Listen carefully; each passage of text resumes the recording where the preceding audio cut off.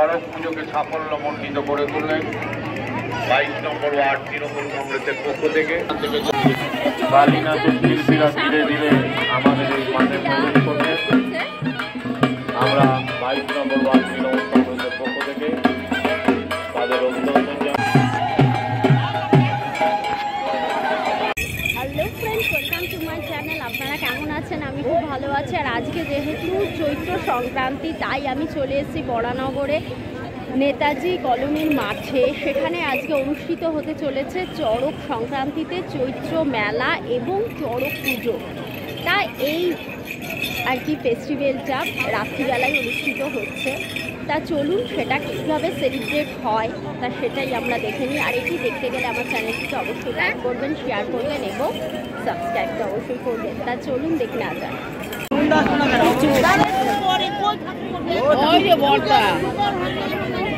বড়বাবু কিচ্ছু হয় নাই, কিচ্ছু হয় না, একটুখানি ওইটা করলো।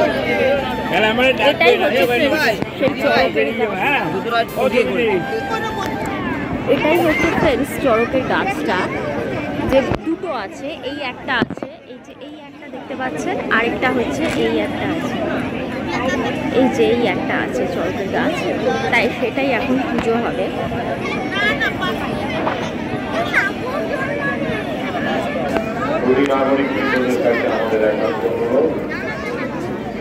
আমাদের যে সমস্ত ভাই বোনরা এখানে দোকান নিয়ে এসেছেন, তাদের থেকে আপনারা